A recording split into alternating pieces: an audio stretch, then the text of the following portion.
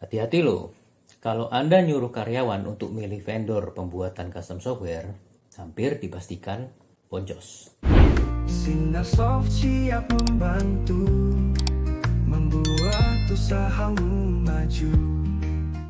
Ini sebetulnya kejadian udah sering banget ya. Apalagi kami sudah buat custom software itu sejak 2006, sudah lebih dari 18 tahun. Gini, kalau Anda bangun atau renov rumah untuk ditinggali, kira-kira mana yang Anda lakukan? Anda yang nentuin sendiri kamar tidurnya di mana, besarnya berapa, furniturnya apa aja, kamar mandinya gimana, ada ruang kerja enggak, dan lain-lain. Atau Anda serahkan ke staf Anda. Udah jangan gangguin saya sibuk, pokoknya kamu cari kontraktor yang murah, yang penting ada 2 kamar tidur dan 1 kamar mandi. Tentu kita pikirin dan tentuin sendiri dong, biar saat kita tinggalin, rumahnya enak, nyaman, dan sesuai kebutuhan kita. Untuk beli mobil pribadi juga sama. Kita cari-cari, riset-riset sendiri. Kalaupun repot diserahin staf untuk beliin, kita udah tentuin merek dan tipe yang mau kita beli.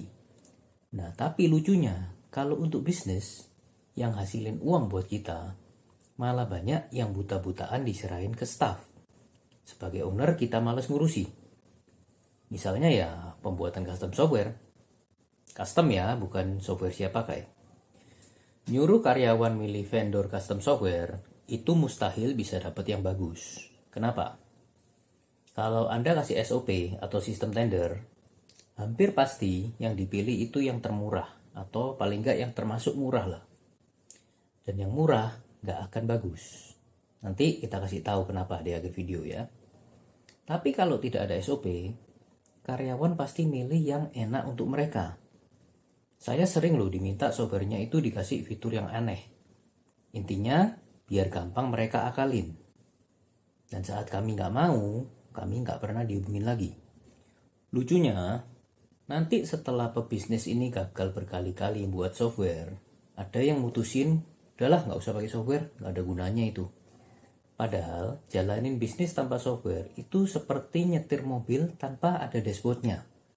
Kita nggak tahu bensin sisa berapa, kecepatan kita berapa, olinya ada masalah nggak, akinya masih oke nggak, dan lain-lain.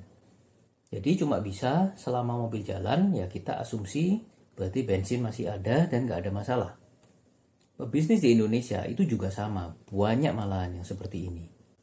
Selama ada order, berarti bisnisnya jalan, padahal nggak tahu profit apa enggak. Nanti tiba-tiba pas sadar, bisnisnya udah rugi habis-habisan, udah telat. Sama kayak mobil tadi, nggak tahu speednya nyetir berapa, tiba-tiba kena tilang aja. Atau nggak tahu bensinnya habis, tiba-tiba mogok. Jadi gini loh, kita sebagai business owner, kalau mau membuat custom software, ya pilih sendirilah. Kalau perusahaan besar pun, at least minta yang sekelas CEO apa direktur itu terlibat.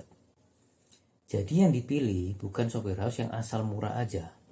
Lagian loh, kalau milihnya benar, itu juga cuma 1 kali seumur hidup.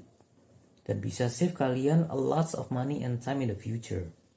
So it's worth it. Dan kalau Anda ingin tahu tentang pembuatan custom software secara detail, cek video yang ini, dan jangan lupa subscribe. Jika ingin tumbuh maju, biarkan Sinarsoft bantu.